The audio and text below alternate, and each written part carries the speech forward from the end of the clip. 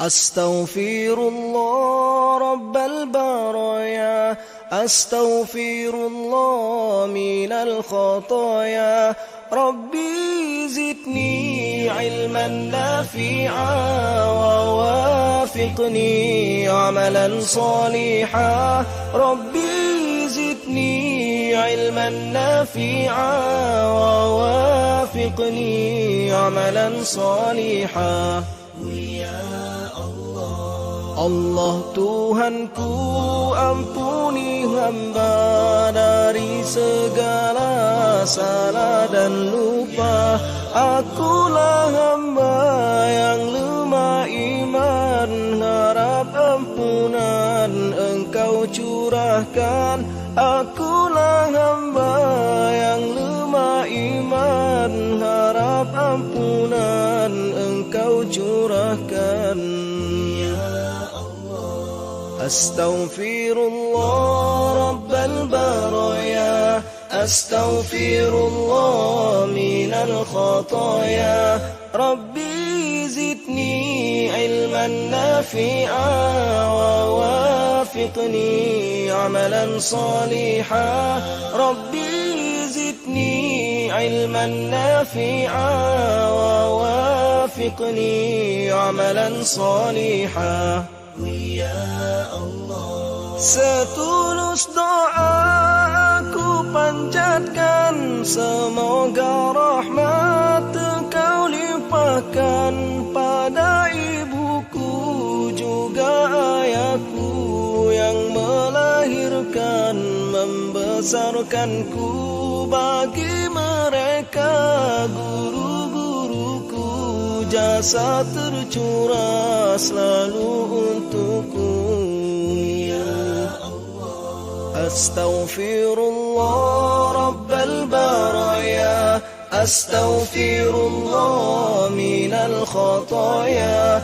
Rabbi zidni ilman nafi'a wa wafiqni amalan saliha.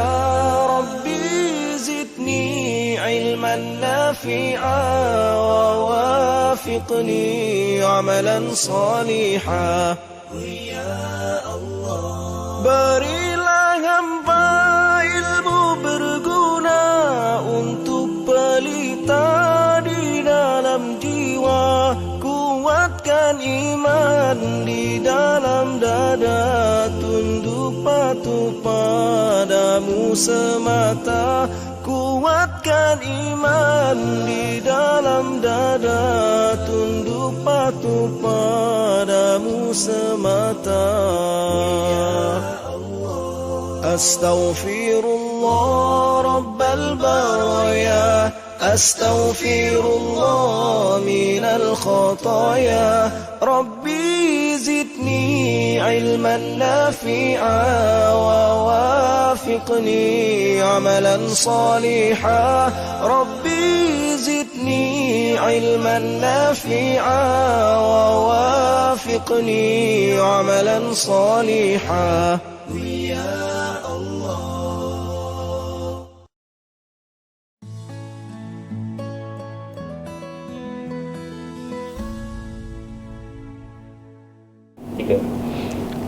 Assalamualaikum warahmatullahi ta'ala wabarakatuh, dan salam sejahtera. Bismillah walhamdulillah wassalatu wassalamu ala rasulillah wa ba'd.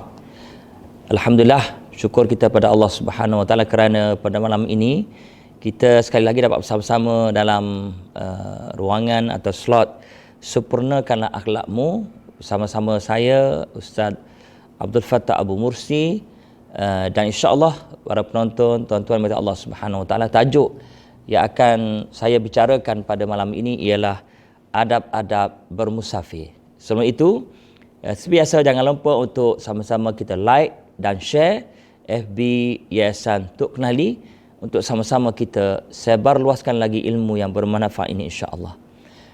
Muslimin muslimat, tuan-tuan puan-puan mati Allah Subhanahu wa taala sekalian, insya-Allah dengan perkembangan pandemik COVID-19 dan negara kita sekarang ini, kita melihat kita perlahan-lahan ke arah untuk menuju ke fasa yang seterusnya, iaitu endemik dan beberapa negeri telah pun diberikan kelonggaran berkaitan dengan SOP yang telah ditetapkan, terutamanya untuk merentas kebenaran, untuk merentas daerah dan merentas negeri.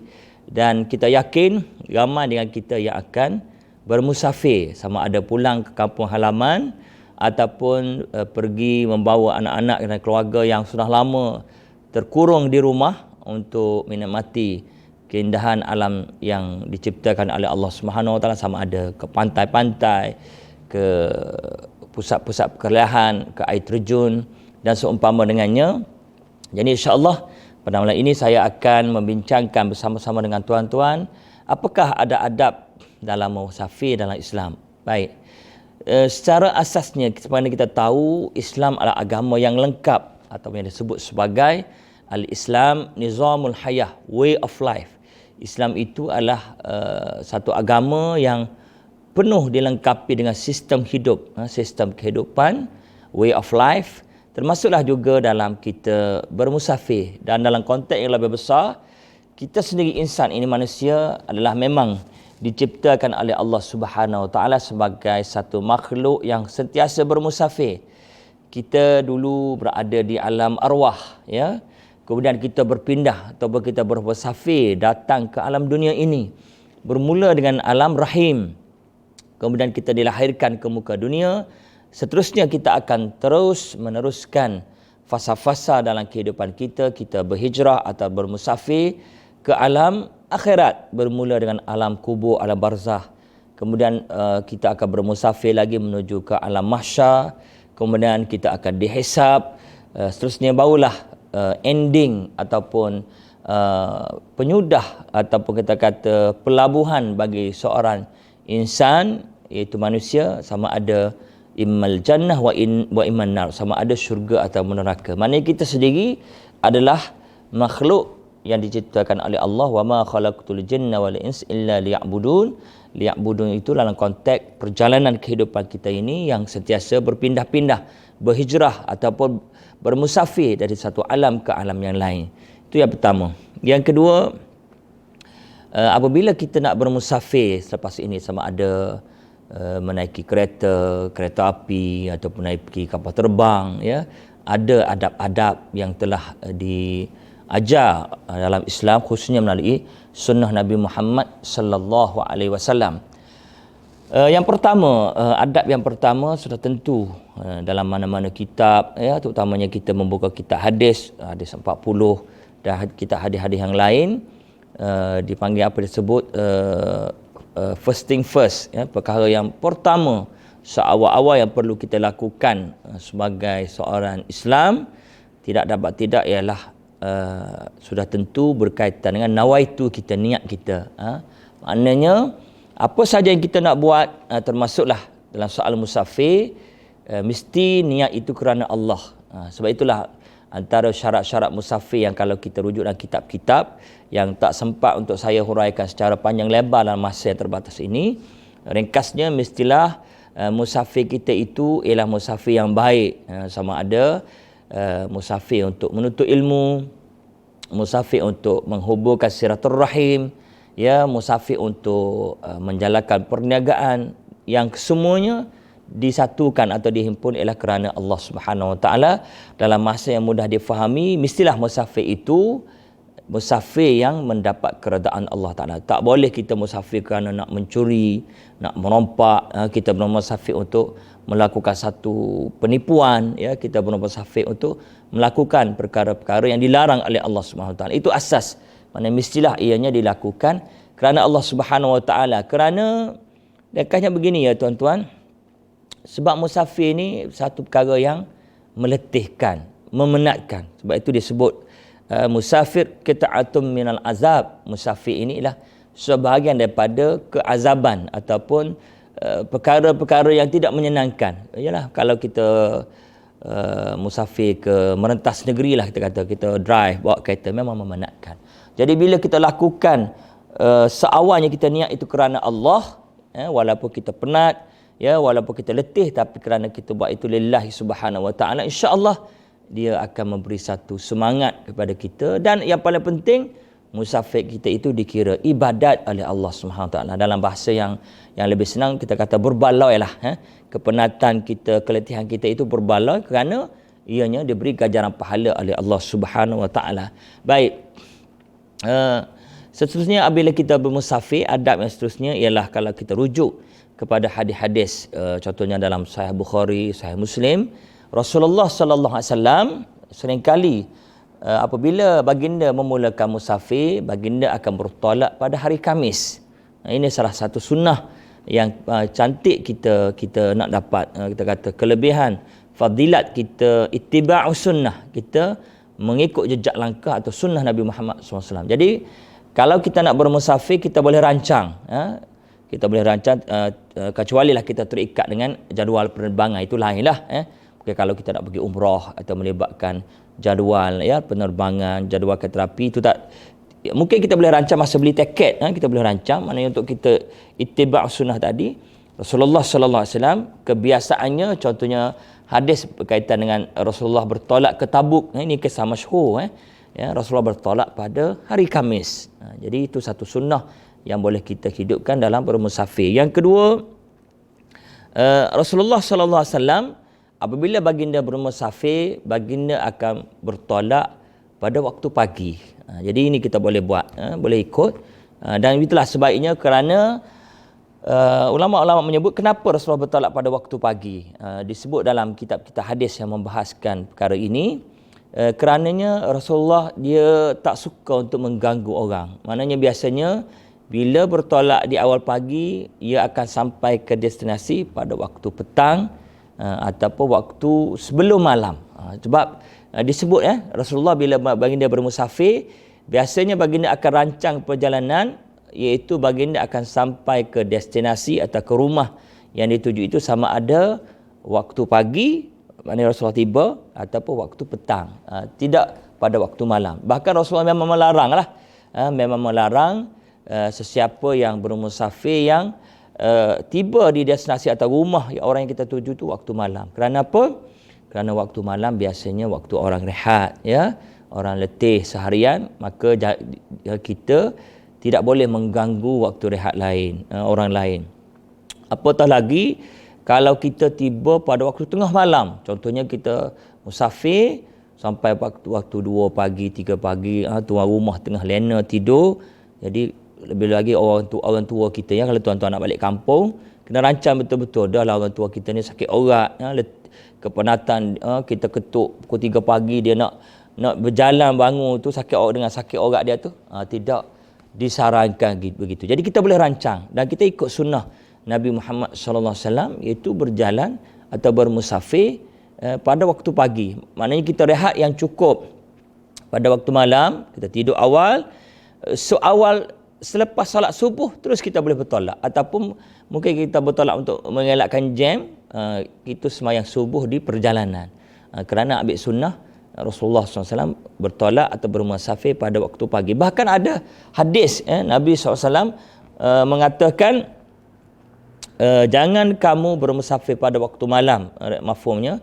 Kerana Nabi kata, kalaulah kamu tahu apa yang aku tahu tentang apa yang berlaku ketika mana waktu malam, nescaya kamu tidak akan bermusafir seorang diri. Ialah waktu malam ini, ialah kita kena akui, kita berada di alam ini bukan kita seorang, kita berkongsi.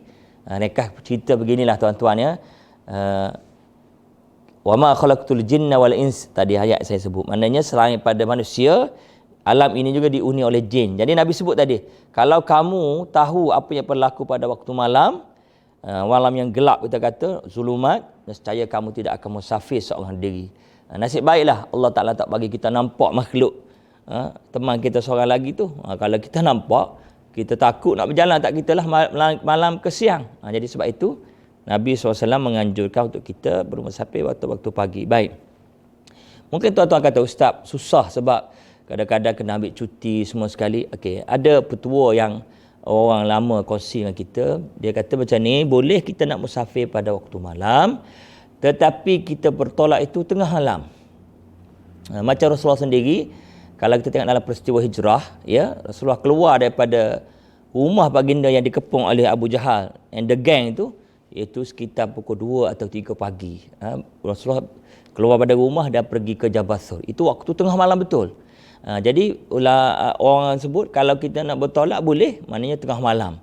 Tengah malam dah kita rehat awal dulu, dan satu lagi untuk mengelakkan jam lah. Biasa lori-lori ni kalau highway dia akan berhenti rehat jam 1 pagi, dia akan rehat. Jadi kita bertolak selepas itu, selepas waktu lori, selepas waktu bas, ya, waktu kenderaan yang berat-berat ini, yang besar-besar ini, maka itu tidak apa. Maknanya kalau kita bertolak sekitar pukul 2-3 pagi, mana jalan pun orang kata apa, tak sibuk, dan kita pakai sampai awal pagi lah, sampai ataupun sampai pagi juga di destinasi kita atau di kampung halaman kita. Jadi kita cubalah adjust supaya kita bermusafir pada waktu pagi. Yang seterusnya, Nabi SAW menyebut, jangan kamu musafir seorang diri, kerana bila kamu musafir seorang diri bersama syaitan, ya, ada dalam hadis Bukhari Muslim juga, 2 orang pun Nabi kata bersama syaitan. Maka hendaklah kita bermusafir sebaiknya paling kurang 3 orang. Ini sarana lah yang diberi oleh Rasulullah SAW. Maka kita kena musafir bertiga paling kurang, ya, bertiga orang. Kecuali tadilah, kecuali kita ada emergency. Cuma kita rancanglah supaya bertolak di awal pagi. Sebab bila kita musafir seorang diri, kita pun boleh buat andaian jika berlaku apa-apa dalam perjalanan, ianya sangat menyukarkan. Maknanya at least kita berteman lah, kita berteman. Dan Nabi SAW menyebut pun dalam hadis yang lain, idza kharaja salasatun fi safar falyu'ammiru ahadahum. Ini soal kepimpinan. Itu adab yang seterusnya, yang keempat kelima, bila mana kamu keluar musafir 3 orang, maknanya hadis tadi sebut dengan jelas, idza kharaja salasatun, maknanya nak mengiyakan hadis yang pertama tadi, maknanya paling kurang kita bermusafir 3 orang. Hadis ini menyebut secara jelas, idza kharaja salasatun fi safar falyu'ammiru ahadahum, maka kamu mesti melantik ketua daripada 3 orang tu. Maknanya satu kereta kita ada 3 orang, mungkin 2 orang di depan, seorang pilot, seorang co-pilot. Co-pilot ni penting ya tuan-tuan, untuk orang kata buat dengan pemandu. Kalau tidak, jangan kita driving, memandu, seorang saja bawa kereta, 2 lain tidur. Itu risiko, antara risiko kemalangannya, kerana 2 orang lagi, co-pilot dengan assistant ni tidur, jenera.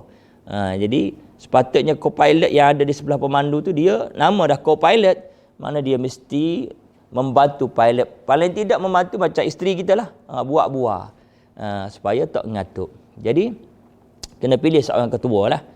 Kalau family, kita musafir dengan keluarga, of course, atau sudah tentulah ayah lah sebagai ketua, isteri co-pilot tadi sebagai timbalan, yang akan menguruskan hal ehwal perjalanan. Maknanya kita kata macam ni lah, kalau kita nak balik kampung atau pergi ke mana-mana, sang suami dia mesti merancang perjalanan. Maknanya dia mesti orang kata apa, explore, ikuti perkembangan jalan mana yang dia nak lalu, kan. Dan sekarang ni kita boleh ambil maklumat jalan tu okey ke tak, ada tanah runtuh ke tidak, itu tugas pilot, ketua rombongan, boleh waste sekarang ni tengok lawan mana okey. Co-pilot pula isteri atau ibu, dia kena rancang nak makan apa, kan, bekalan macam mana, macam itulah. Jadi itu antara sunnah yang sebaiknya kita terapkan dalam musafir. Baik,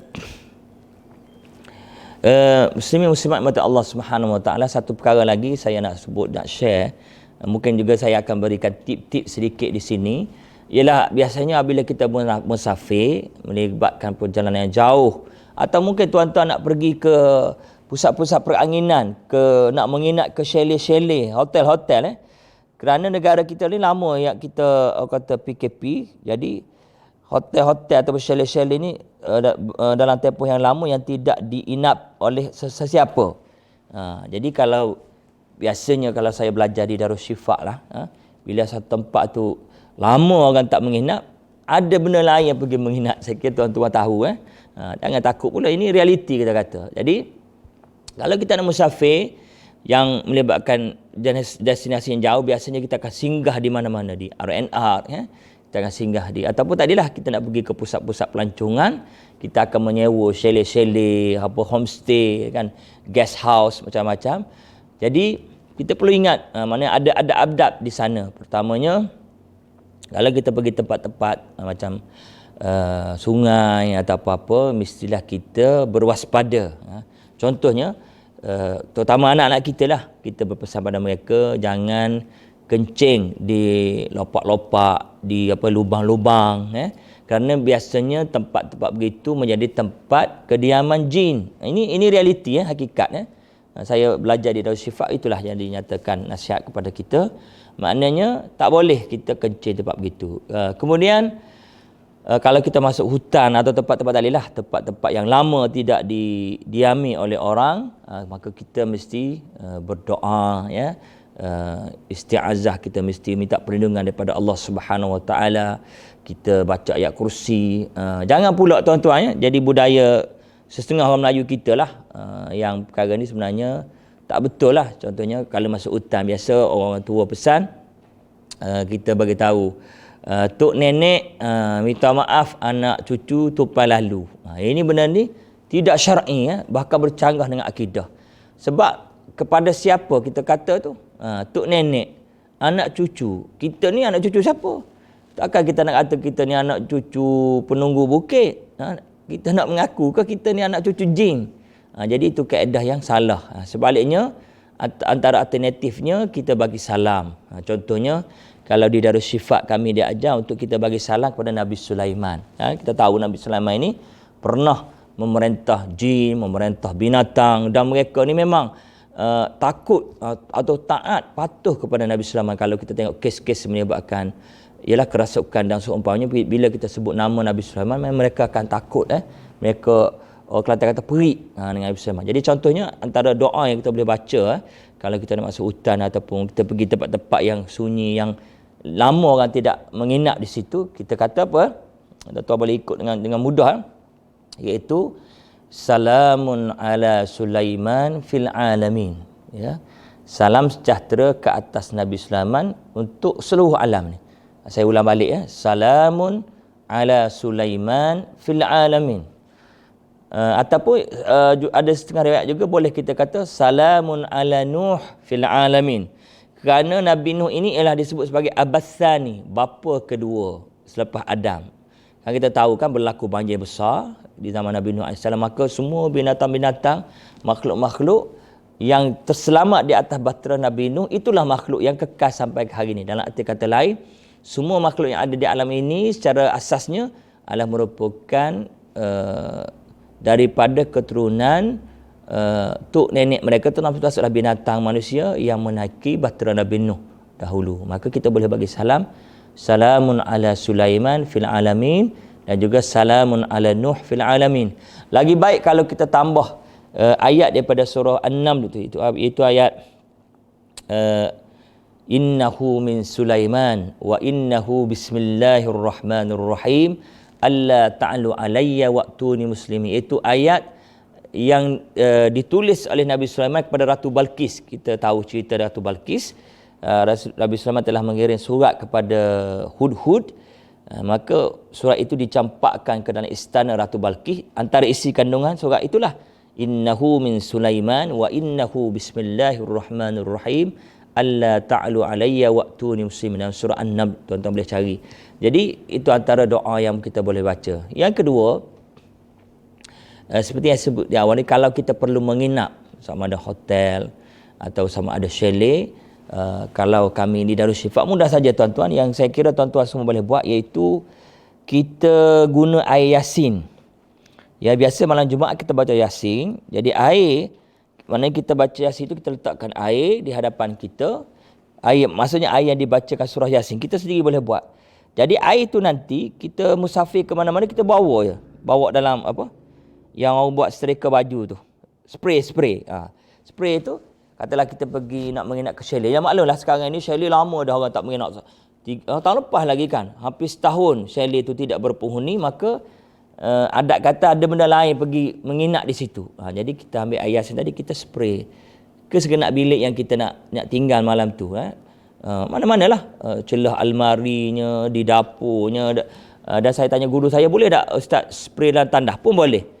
Terspray, insya-Allah berdasarkan ilmu yang kami belajar di Darus Syifa, segala makhluk-makhluk halus yang ada dia akan lari dengan air Yasin tadi. Itu besar kelebihan air Yasin. Jadi kita boleh gunakan dengan mudah saja, iaitu kita bawa spray tadi, spray ke baju tu, masukkan air Yasin yang kita biasa baca hari malam Jumaat. Itu antara tip lah saya kira saya share di sini. Yang ke mana-mana kita nak pergi, kita boleh bawa benda tu untuk tadilah, selain pada kita baca doa, selain pada kita baca ayat kursi, ya, kita ikhtiar lah, maknanya ikhtiar. Baik. Yang ketiga, adab bermusafir ialah kita kena selenggara kenderaan. Kalau kita ingat balik kan dalam peristiwa hijrah, Saidina Abu Bakar As-Siddiq terlebih dahulu memelihara atau menjaga unta-unta yang akan digunakan oleh Rasulullah sallallahu alaihi wasallam. Sebulan sebelum hijrah itu, Saidina Abu Bakar sudah selenggara. Waktu itu unta lah. Bahkan ada satu riwayat hadis, Nabi menegur, ya, seorang sahabat yang menunggang unta yang kurus. Nabi kata, ittaqillah, hendaklah kamu takut pada Allah Ta'ala, kerana kamu bermusafir dalam keadaan tidak, kalau istilah kita sekarang ini, tidak selenggara kenderaan lah. Maknanya itu satu sunnah Nabi dan juga tuntutan dalam Islam, iaitu kita mesti selenggara kenderaan. Terutama sekarang ini, kenderaan kita sudah lama tak berjalan jauh, tidak bergerak jauh, maka kita kena servis lah. Tengok tayar, ya, tengok minyak hitam, tukar minyak hitam, semua sekali lah. Kerana kenderaan kita berada dalam tempoh yang lama, tidak melakukan perjalanan jauh, sudah tentu memerlukan servis yang baik. Kerana kita kena ingat, perjalanan kita ini bukan kita seorang diri, tapi kita bawa keluarga kita lah, terutamanya bawa anak-anak, bawa isteri. Kadang-kadang tu kita bawa pak mentua, mak mentua, bawa ibu bapa kita.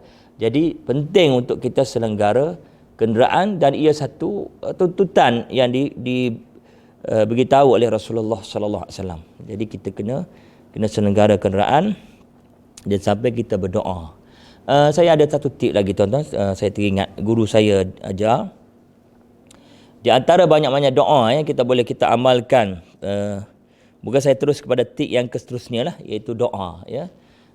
Di antara banyak-banyak doa, macam biasalah yang anak-anak kita pun belajar di pasti tu, iaitu subhanalladzi sakhkhara lana hadza wa ma kunna lahu mukrinin wa inna ila rabbina lamunqalibun. Biasanya kalau kita naik flight, naik Brunei Airlines, sekarang ni emas pun ada dan akan terpapar doa itu. Itulah doa yang sabit atau doa yang maksur daripada Rasulullah SAW, di samping doa-doa yang lain. Antaranya saya nak share di sini petua atau tip yang saya dapat dari guru saya di Darus Syifa. Contohnya, kita nak melakukan perjalanan jauh, kita baca doa. Selain pada doa tadi, ya, kita baca Bismillahilladzi la yadurru ma'asmihi syai'un fil ardi wala fis sama' wa huwas samiul alim. Begini caranya tuan-tuan, kita baca sebanyak 7 kali. Kaedah dia, Bismillahilladzi la yadurru tadi 7 kali. Baik, selepas 7 kali kita baca, okey, begini cara dia, kita baca berturutan. Petua dia, tip dia, 1 hingga 7. Katalah sedang kita baca berturutan itu ada halangan.